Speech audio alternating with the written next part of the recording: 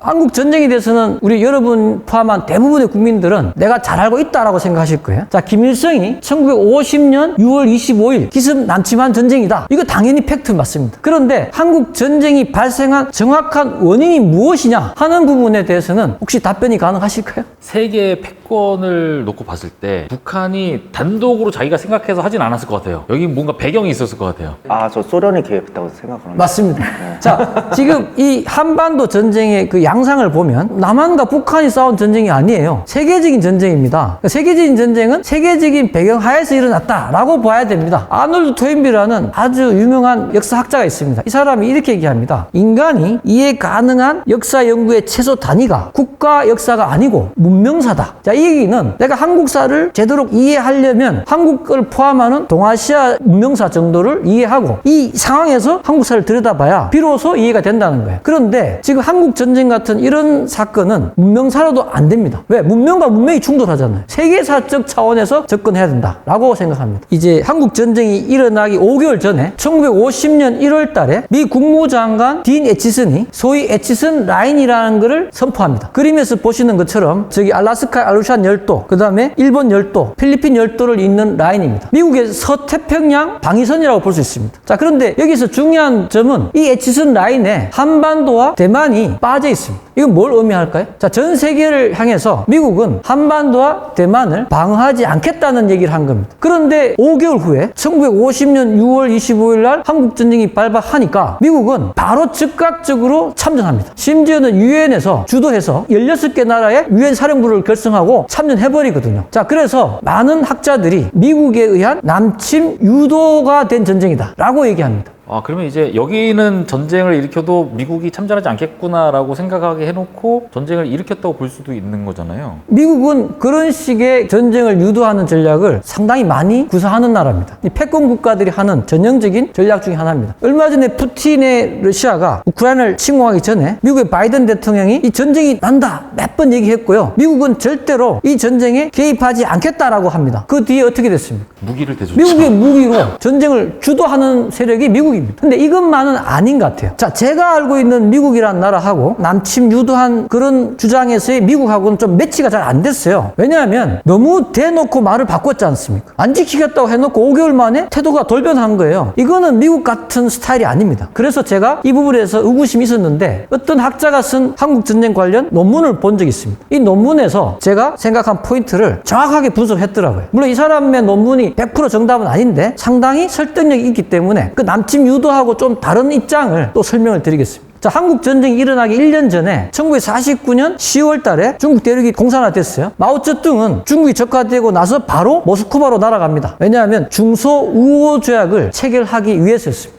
이 스탈린과 마오쩌둥의 회담에서 가장 큰 쟁점은 만주 문제였습니다. 2차 대전이 끝나갈 무렵 소련군이 그 루즈벨트의 요청에 의해서 일본 관동군, 만주에 있던 관동군을 무장 해제하지 않습니까? 그죠? 소련 군대가 주둔한 지역은 동유럽의 사례를 보시면 알겠지만 하나의 예의도 없이 모두가 소련의 공산 위성 국가가 되었거든요. 그럼 만주나 한반도도 소련의 공산 위성 국가가 되어야 합니다. 그런데 마오쩌둥이 만주를 요구한 거예요. 마오쩌둥의 중국은 청나라를 승계한 나라이기 때문에 청나라가 만주의 주인이었다. 그래 우리한테 널리 넘겨달라 라고 한 거죠. 스탈린이 어떤 사람인데 알토란 같은 만주를 넘겨주겠습니까? 그래서 몇 달 동안 이 문제가 협상이 안 되는 겁니다. 그런 상황을 미국이 캐치한 거죠. 자, 그래서 1950년 1월 달에 모스크바에서 스탈린과 마오쩌둥이 협상이 어렵게 진행되는 상황에서 미국의 딘 애치슨 국무장관이 애치슨 라인을 그어버린 거예요. 그 얘기는 뭐냐? 자, 미국 입장은 1947년부터 냉전을 결정합니다. 이 냉전은 소련과 미국과의 냉전이거든요. 자, 그런데 이 냉전을 승리로 이끌려면 가장 중요한 변수 중에 하나가 중국이었습니다. 근데 중국이 지금 소련하고 이 땅덩어리 가지고 갈등 중이잖아요. 이것을 기회라고 생각하지 않겠습니까? 자, 이 두 사이를 쐐기를 박아버리는 거예요. 마오쩌둥 보고 하는 얘기예요. 만주를 지금 소련이 안 주려고 하지 않느냐? 중국 공산당이 미국 편에 붙는다면 한반도 대만 넘겨줄게. 그것이 애치슨 라인의 의도라고 보는 겁니다. 자, 그러니까 갑자기 스탈린이 한 방 먹은 겁니다. 미국한테. 자, 그러면 스탈린 입장에 생각해 보니까 내가 만주를 계속 고집하다가는 이 마오쩌둥이 만주 대신에 한마도 대만 먹겠다고 미국하고 손잡을 수도 있지 않느냐. 자, 이것이 대단히 개연성이 큰 것이 1950년 1월 달에 에치슨 라인이 선포됐는데 중소우호 조약이 한 달 뒤 1950년 2월 달에 체결되어 버립니다. 자, 만주를 중국에 넘겨버린 거예요. 그래서 지금 만주가 중국 땅이 된 겁니다. 그렇게 되면서 중국은 미국보다는 소련이랑 더 친하게 된 거고. 당연히 생각해 보세요. 마오쩌둥 입장에서는 사실은 만주를 그대로 먹을 수 있다고 생각을 아마 안 했을 겁니다. 제가 볼 때 아마 반반 나눠 가지는 정도였을 것 같은데 미국이 도와주는 바람에, 그죠? 그리고 소련군이 일본군 무기를 준 사람 아닙니까? 결정적인 공을 했죠, 그죠? 그런 소련에 대해서 굉장히 강력한 대가를 받은 거죠. 그러니 어떻게 배신하겠습니까? 마오쩌둥이. 자, 그런데 5개월 후에 한국 전쟁이 벌어집니다. 한국 전쟁은 스탈린이 전쟁을 하겠다는 김일성의 요청을 듣고 중국의 마오쩌둥의 동의를 받아서 진행해라 라고 했다는 것이 정설입니다. 자, 그렇다면 한국 전쟁을 최종적으로 결정한 사람은 누굴까요? 스탈린입니다. 자, 그럼 우리는 한국 전쟁의 가장 중요한 원인을 스탈린에게서 찾아야 됩니다. 당시에 유엔 안보리 상임이사국이었어요. 소련이. 한국 전쟁이 벌어지고 바로 미국이 참전하면서 유엔 안보리가 소집됩니다. 여기서 유엔사가 만들어지는 것이 결정 나거든요. 근데 안보리 상임이사국인 소련이 거부권을 행사했다면 어떻게 됩니까? 유엔사가 성립될 수가 없습니다. 안보리는 만장일치제잖아요. 근데 그때 소련이 거부권을 행사하지 않고 기권해버립니다. 자, 그렇다면 소련은 미국이 움직이는 유엔 사령부를 결성하는 것을 간접적으로 용인했다, 지원했다고 볼 수 있거든요. 그럼 전쟁을 하겠다는 겁니다. 한반도에서. 자, 스탈린은 어떤 얘기를 2차 대전 중에 했냐면 2차 대전의 종전이 아니라 또 하나의 휴전일 뿐이다 라고 얘기했습니다. 2차 대전이 끝나더라도 공산 진영하고 서방 진영에 결정적인 전쟁이 남아있다 라고 본 거죠. 지리 지형학적으로 한번 접근해 보겠습니다. 서유럽에서는 독일에서 폴란드를 거쳐서 모스크바로 들어가는 이것이 이제 아주 평평한 평야지대입니다. 방어할 수 있는 뭐 큰 강이나 산맥이 없어요. 자, 그러니까 자기가 미국을 포함하는 서방 연합군에 비교하면 절대 열세라고 생각했을 겁니다. 소련 군대가 대단히 불안했을 겁니다. 게다가 1948년 6월부터 그 유명한 베를린 봉쇄 사건이 벌어집니다. 베를린을 봉쇄해버리면서 전쟁 일촉즉발의 상황까지 가게 되거든요. 자, 그런 것들을 경험한 상태에서 스탈린은 소련의 안전보장을 위해서는 가장 중요한 전략은 유럽이 아닌 곳에서 전쟁을 하면 좋겠다는 거예요. 이 서방 진영과 공산 진영 간의 또 다른 전쟁이 유럽 아닌 지역에서 벌어진다면 유럽은 안전할 거라는 거지, 모스크바가. 그래서 이것이 한국 전쟁의 가장 중요한 원인이다 라고 보는 겁니다. 근데 전쟁이라는 건 상대가 있는 게임이기 때문에 내가 무조건 하고 싶다고 할 수 있는 게 아니죠. 상대도 전쟁을 응해야 됩니다. 그러면 이 스탈린도 한반도에서 전쟁을 필요로 했지만 그 이상으로 한반도에서 전쟁을 필요로 했던 국가가 있었습니다. 미국인가요? 미국입니다.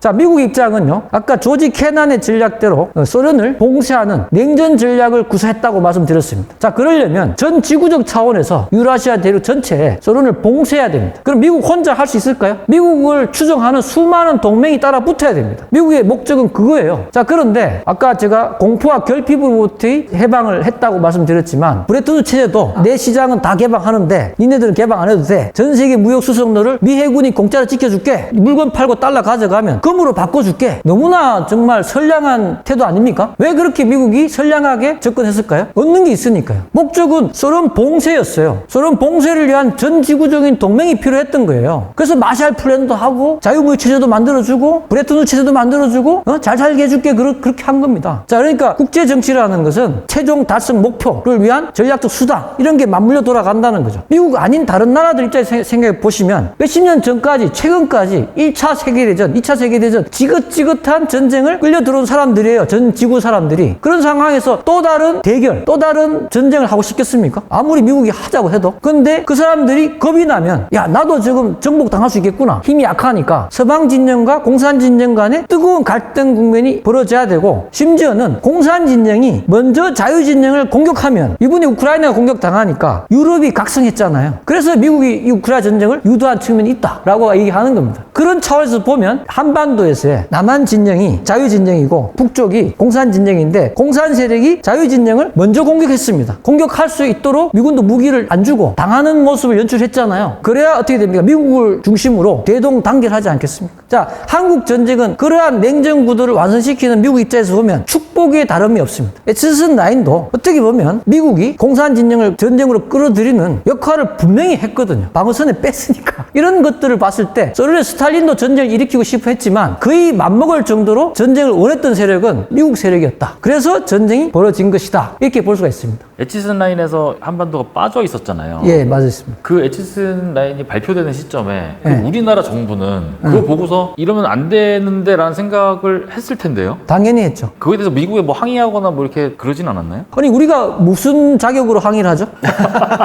한국 전쟁 때는 동맹 아니었습니다. 그 영향권 안에 있었는데 버림을 받았죠. 먹잇감이 된 거죠. 아, 슬프네요. 예, 그러니까 힘이 모든 걸 좌우하는 냉혹한 그런 밀림의 법칙이 작동되는 세계거든요. 옳고 그름의 문제가 아닙니다. 그죠? 우리의 감정, 우리의 생각 이런 건 그렇게 중요하지 않습니다. 근데 우리가 힘이 있으면 중요해져요. 근데 그 당시 힘이 없었고 아무것도 아니었습니다. 그런 상황에서 우리 선조들은 대단히 현명한 접근을 했다. 그리고 1949년에 북한은 대규모 군사 능력을 증강합니다. 소련의 탱크라든지 이런 대량의 중무기를 확보했고요. 5만 명의 중국에 있던 조선 의용군이 북한으로 귀환을 하게 됩니다. 자, 한국 전쟁이 발발하니까 미국은 즉각 참전하게 되고 자, 걸려들었다. 네, 도체에 걸려든 겁니다. 6.25 전쟁 중에서 이승만 대통령이 메가드 사령관한테 한국군의 작전 지휘권을 위임해버립니다. 그게 1950년 7월 일어난 사건입니다. 그런데도 불구하고 50년 9월 중순경이면 한국군과 미군이 밀려버려요. 낙동강 방어라인까지 밀려버립니다. 자, 그런데 9월 16일 메가드 사령관이 지휘하는 인천 상륙작전이 진행이 되죠. 자, 그러면서 이 당시에 조선 의용군 출신을 이끌었던 무정장군, 김무정 이런 사람들의 연남파 세력들이 허리가 끊겨버립니다. 그래서 사실은 이제 북한군은 보급이 끊겼기 때문에 보급이 끊긴 군대는 시체와 다를 바가 없다. 이렇게 볼 수 있어요. 그래서 힘을 못 써버려요. 인천 상륙작전 이후에는 10월 달에 중국이 개입을 하죠. 20만 명의 중국군이 바로 들어옵니다. 누적해서는 300만 명이 들어왔다고 해요. 그래서 사상자가 100만 명의 중국 군인이 희생이 당하는 그런 일들이 벌어지는데 어쨌든 50년 10월 달부터는 북한군은 미약한 세력이 돼버리고 주로 유엔군과 중국군의 대결이었다. 휴전 때까지 이렇게 볼 수가 있어요. 우리가 한미를 혈맹이라고 하지 않습니까? 한미는 누구랑 싸워서 혈맹이 되는 거예요? 공통의 적이 중국군입니다. 자, 9월 28일에 서울이 수복되죠. 자, 그런데 메가드 사령관이 북진을 해서 압록강까지 돌파하고 심지어는 만주까지 진출하려고 하는 거예요. 그래서 만주를 공습하자 뭐 이런 얘기를 합니다. 그런데 이것은 당시에 미국 민주당 트루만 정권 입장에서는 용인할 수가 없었던 일이었어요. 원래 미국 정가에서는 중국 적화 사건을 중국을 상실했다라고 보는 그룹이 있었거든요. 특히 공화당 세력. 메가드라는 이 장군, 군인은 그런 어떤 정치 그룹의 생각을 대변한 사람이었다라고 보시면 되겠습니다. 근데 그것은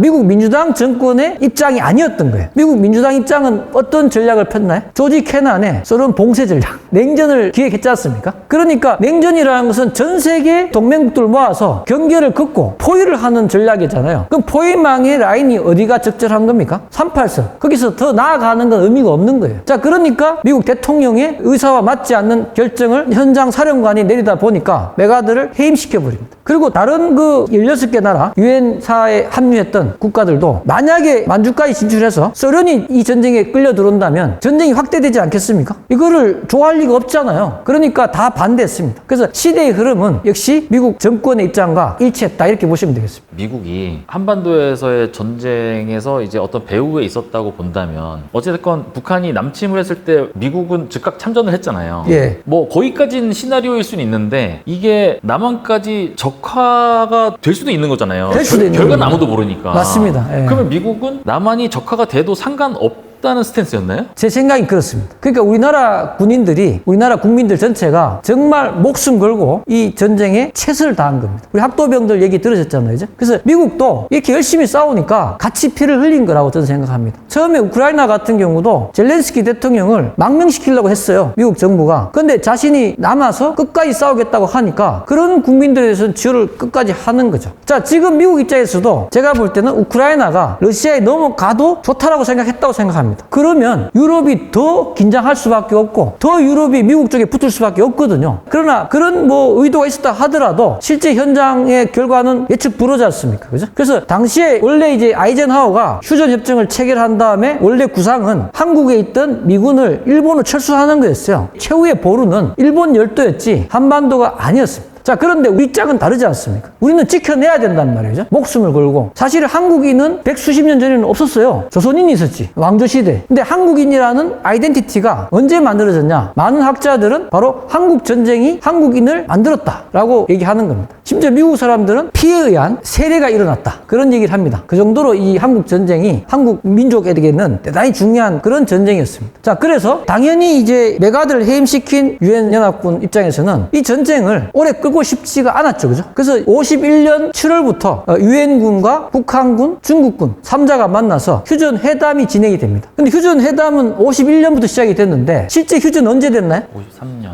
2년 동안 회담을 했는데 협상이 안 되는 거예요. 휴전이 왜 안 됐을까요? 자, 이것은 전쟁의 발생 원인과 관련이 있습니다. 첫 번째 원인이 누구라고 했습니까, 제가? 스탈린. 소련 입장에서는 무기는 다 지원해 주지만 군인은 파견하지 않았거든요. 그리고 그 무기도 다 유상 판매였습니다. 미국도 2차 대전 때 소련, 중국, 영국에게 무기를 팔았거든요. 소련이 미국에서 무기를 사서 독일과 싸워서 이겼던 겁니다. 그래서 그 소련이 미국 무기를 샀는데 언제까지 갚아 나갔을까요? 얼마 전? 2006년까지 갚아 나갑니다. 믿어지지 않으시죠? 네. 미국이라는 나라가 어마무시합니다. 아마 우크라이나도 그렇게 할 겁니다. 60개월 할부가 아니라 60년 할부였어요? 지금 최근에 내린 결정 중에 하나가 러시아의 그 달러 표시 외화 자산들이 동결됐지 않습니까? 그게 3천억 달러. 그 돈을 안 준다는 거예요. 우크라이나 재건 자금을 쓰겠다는 거지. 그 뜻은 뭡니까? 도와줘 무기값 받겠다는 거죠. 네. 역사는 언제나 반복합니다. 자, 그러니까 휴전회담이 진행되지 않은 가장 중요한 이유는 스탈린이 반대한 거예요. 근데 왜 휴전을 원하지 않았는데 53년에 휴전이 됐을까요? 클로이님 어떻게 생각해요? 왜 그렇게 됐습니까? 스탈린 죽었나? 뭐가? 그 김세계 말씀하셨네. 바로 그겁니다. 스탈린이 53년에 죽었거든요. 진짜 김세인.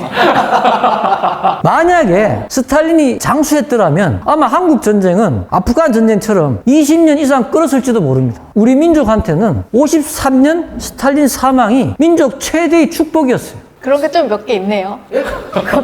민족 최대 축복이 몇 개 있네요. 그러니까 축복으로 살아남은. 여러 가지의 정말 어마어마한 일들이 벌어져서 지금의 대한민국이 이렇게 만들어진 것이다. 이렇게 보시면, 잘 생각해 보시면 지금도 한국 전쟁에서의 스탈린의 그 스탠스와 같은 입장을 가진 국가와 사람이 있습니다. 누굴까요? 미국입니다. 군인 한 명 파견하지 않고 피를 안 흘려요. 무기를 주는데 그것도 다 유상 판매야. 그리고 결정적으로 러시아는 미국에 경쟁하는 적대 세력이야. 이 러시아가 우크라이나 전쟁을 오래 하면 할수록 이 국가의 국력은 소진됩니다. 그걸 즐기지 않겠습니까? 잔인하네요, 진짜. 만만치 않죠? 자, 우리가 바둑에서 꽃놀이 패라고 있지 않습니까? 패를 져도 그만, 이겨도 그만이에요. 근데 상대방은 지면 끝장나는 거예요. 당시에 한국 전쟁은 스탈린에게는 꽃놀이 패였던 거예요. 자, 그런데 유엔사 참여국들은 전쟁을 오래 하는 게 싫죠. 휴전을 간절히 원했습니다. 미국도 원했고. 왜냐하면 소기의 성과를 달성했으니까 소련 봉쇄에 성공한 거잖아요. 자, 그런데 한국 대통령 이승만은 휴전에 대해서 절대 반대합니다.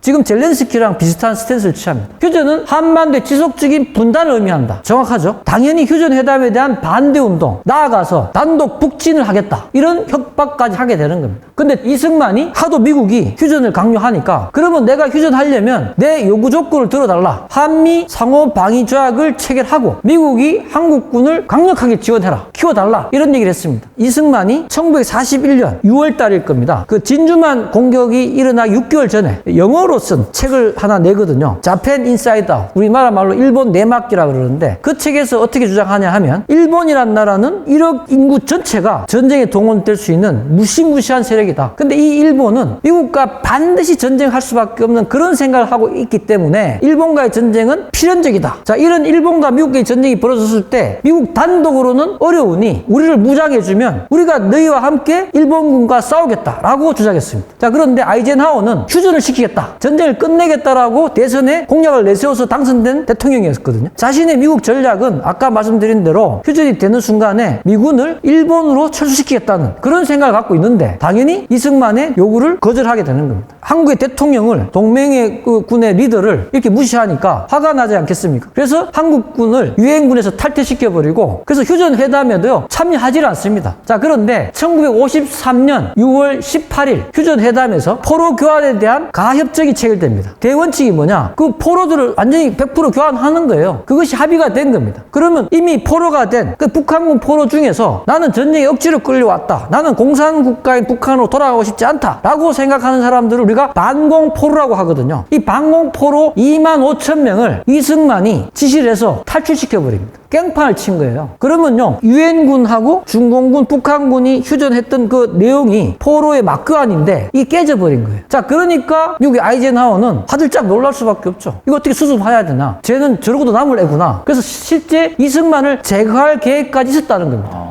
그런데 이승만을 제거한 그 대안을 못 찾았다는 거예요. 그러다 보니까 뭐 회담을 하는데 그 노인네인 이승만 놓고 싸노브 비치 이런 말을 했다는 거죠. 그럼에도 불구하고 이승만의 고집을 꺾을 수가 없으니 당신이 원하는 대로 해주겠다. 그렇게 해서 한미 상위 방위 조약이 체결된 것이다. 자, 그런데 이것도 필리핀하고도 미군이 상호 방위 조약을 체결했어요. 근데 필리핀에 미군 주둔이라는 내용이 없습니다. 그런데 이승만이 주한미군이 반드시 있어야 된다. 이거 아니면 의미가 없다. 전쟁을 한번 겪어봤잖아요. 미군이 있었다면 과연 김일성이가 내려왔을까요? 한국 전쟁이 벌어졌을까요? 그 전쟁을 겪은 한국 대통령으로서는 가장 중요한 게 주한미군이 한국에 주둔하는 거다라고 생각한 겁니다. 그리고 이 조약이라는 것이 기간이 있지 않습니까? 몇 년 동안 유효하다. 기간을 안 정해버린 거예요. 그래서 한미 상호방위 조약은 언제까지라는 내용이 없어요. 약속한 거를 나는 계속 지키겠다고 하면 영원히 미군이 주둔하는 겁니다. 주한미군이 없어지면 어떻게 되겠습니까? 이 조약은 깨지는 거예요. 그 조약 내용을 보면 한미 양국은 상호 방위를 하는데 어떨 때 참전의 의무가 생기느냐? 태평양 지역에서 한미 양국의 영토에서 전쟁 상황이 벌어지면 자동 개입입니다. 그러니까 만약에 김정은이가 괌으로 중거리 미사일을 때려서 북한과 미국과의 전쟁이 발생했다. 그럼 어떻게 됩니까? 한국도 참 자동 개입입니다. 자, 휴전 조약에 서명한 사람을 말하는 겁니다. 자, 유엔군 사령관 클라크, 북한군 사령관 김일성, 중국군 인민지원군 사령관 팽덕회 이 세 명이 사인했으니까 휴전의 주체는 한쪽 일방은 유엔사가 사인한 겁니다. 자, 그럼 유엔사라는 것이 한국 전쟁에서 만들어진 임시적인 조직인데 그 조직이 지금까지 이어져 내려오고 있어요. 유엔사는 유엔에 소속된 조직일까요? 아닐까요? 물어보는 거니까 아닌 것 같아요. 맞습니다. 왜냐하면 유엔이 공식적으로 유엔의 결의에서 만들어진 조직이긴 한데 유엔의 조직은 아니다라고 얘기했습니다. 그럼 유엔사는 배후에 누가 있나요? 자, 한국에 있는 미국 장성 중에서 한미연합군 사령관, 주한미군 사령관, 유엔사 사령관이 한 명입니다. 한 명이 세 타이틀 다 갖고 있는 거예요. 자, 유엔사는 미국입니다. 우리가 언론에서 국제사회라는 말을 하잖아요. 그건 미국이라는 뜻이거든요. 근데 그 유엔사가 휴전에 사인했기 때문에 이 휴전선을 관리하는 업무가 유엔사가 담당합니다. 한국군도 그쪽 통과하려면 유엔사 허락을 받아야 돼요. 한국군은 이 휴전에 관련된 부분은 아무런 권한이 없습니다. 전쟁이 중단된 거지 휴전된 거지 전쟁 중입니다. 이게 대단히 의미가 있는 것이 만약에 한반도 유사시에 우리가 밀고 올라갈 수도 있잖아요. 북한을 해방시킬 상황도 벌어질 수 있습니다. 그럼 해방의 주체가 누구냐는 거죠. 유엔사입니다. 이게 왜 중요하냐? 이렇게 진행이 됐을 때 북한 지역을 포기할 수 없는 중국군이 한반도에 들어올 수 있을까? 어떻게 생각하십니까? 못 들어올 것 같아요. 이거는요, 등소평 때 김정일이가 질문한 적이 있습니다. 북한 유사시에 우리를 방어해 줄 것이냐? 등소평의 답변은 어떤 거였겠습니까? 아니라고 얘기했을 것 그때 가서 생각합시다. 안 해주겠다는 거지. 근데 그 이유 중에 하나가 유엔사는 어쨌든 전 세계를 대표하는 중립적 조직이잖아요. 형식상으로는. 그러니까 그 유엔에 가입한 중국이 그 유엔사의 기치를 건 군대하고 전쟁을 할 수 있겠습니까? 전 세계 공적이 돼버릴 텐데. 그러니까 이게 종전선언하고 관련이 되는 거예요. 만약에 휴전 상태가 완전히 끝나면 평화조약을 체결해서 종전이 돼버리면 휴전을 관리하던 유엔사가 존재 의미가 사라지는 거죠. 38선이라고 하죠. 네, 그 38선. 분산선 자체가 굉장히 유엔사, 미국 입장은 굉장히 중요한 선이잖아요. 예, 맞습니다. 좀 요즘 이슈가 주한미군 철수한다, 뭐 어떻게 된다 이런 것 때문에 걱정하고 이러고 있는데 예. 실제로 주한미군이 그 문제 때문에도 철수하는 게 쉽지 않을 거라는 생각이 드는데 어떻게 생각하세요? 철수는 어렵습니다. 왜냐하면 미국에게 이 한반도는 생명이 걸린 문제입니다. 지금 뭐 미국 의회가 다 반대하는 것도 있지만 4년 임기의 미국 대통령 정도가 이 문제를 결정할 권한이 저는 없다고 봅니다. 캠프 험프리가 전 세계 516개 미국 군사기지 중에서 가장 큰 최고의 기지입니다. 어마어마하다고요. 근데 미국이던데. 그러면 그 어마어마한 군사기지를 철수해서 딴 데 보내야 될 거 아닙니까? 그 공사하고 건물 올리고 하는데 몇 년 걸릴 것 같아? 최하 10년 걸릴 겁니다. 우리가 나가라고 하면 나가겠습니까? 안 나갑니다. 약속이 있는데 왜 나가? 이 강대국과 약소국가의 이 조약에서 강대국은요, 지켜도 되고 안 지켜도 됩니다. 내 맘이죠. 그 자기 마음이에요. 근데 지켜야 될 이유는 뭐냐? 지키는 게 절대적으로 미국이란 나라의 국익에 부합이 되니까 그런 거예요. 왜 그렇습니까? 중국 때문에. 이유를 하나만 설명드리면, 만약에 남한에서 미국이 철수하고 대한민국이 미국의 동맹국이 아니게 되면 미국이 중국을 전쟁을 해서 끝을 내려면 어떻게 해야 될까요? 상륙작전을 해야 됩니다. 상륙작전은 지금의 미국과 중국의 실력으로 봤을 때 불가능합니다. 노르망디 상륙작전 들어보셨죠? 일방적으로 학살당합니다. 그만큼 어려운 거예요. 그런데 평택에 캠프 험프리가 있거든요. 그러면 상륙작전 해야 됩니까? 안 해야 됩니까? 안 해도 있죠. 상륙작전 대신에 상륙을 하면 됩니다. 평택에. 아무 뭐 적대적 없이. 그 육상으로 밀고 올라가면 되잖아요. 그래서 우리가 38선이라는 의미는 두 가지 이중적 의미가 있거든요. 우리 입장에서는 남북한의 경계선인데 이 세계 체제 경쟁 측면에서 보면 체제의 분계선입니다. 그리고 북한은 완충지대로서의 성격이 있는 거예요. 북한에는 외국군이 주둔하고 있지 않잖아요. 그래서 어떻게 보면 물론 완충지대로서의 북한은 사라질 수 있어도 중국이 멸망하고 쪼개져서 해체되고 옛날 소련이 해체된 것처럼 그런 상태라면 아마 주한미군이 자발적으로 한국 땅을 떠날 수 있지 않겠느냐. 그런 거 아니면 그럴 가능성은 없다. 오늘 강의를 들으면서 들었던 생각이 우리나라가 어떻게 보면 강대국의 시나리오에 휘말려들 수밖에 없는 맞습니다. 나라라는 게 그게 예. 되게 슬프네요. 그런데 이제 그런 뼈아픈 경험을 했기 때문에 우리가 1970년부터 자주국방을 추진해서 지금 50년 이상을 일정하게 밀고 왔거든요. 지금은 사실 이제 핵무기를 제외하고는 세계 최고급 무기를 대량 생산하는 세계 5위의 군사 강국이 됐고 첨단 기술도 우리가 다 갖고 있고 과거 어쩔 수 없는 그런 운명의 경험했는데 지금은 그걸 탈피했습니다. 우리는 거의 지금 완벽한 이제 수평적인 거라고 보기 어려운데 가장 강력한 미국의 동맹국이 대한민국이다. 이렇게 저는 생각하고요. 지금 제가 이렇게 과거의 사건이었던 한국 전쟁을 자세히 설명을 드렸어요. 그죠? 이것이 이제 시사하는 것은 비슷한 일이 또 벌어질 수 있다. 아까 말씀드린 대로 저도 앞으로 미래가 어떻게 될지는 자신이 없어요. 왜? 다 플레이어들이 다르게 생각하기 때문에 생각했던 대로 진행되지 않습니다. 그러나 어쨌든 역사를 이해하지 않고서는 감히 현재를 분석하고 미래를 전망한다는 것은 어불성설이다. 그 소설에 지나지 않는다. 앞으로 또 다른 기회에서 더 멋진 그런 주제로 시청자님들하고 만나 뵙으면 좋겠습니다. 오늘 강의 마치겠습니다. 고맙습니다. 감사합니다.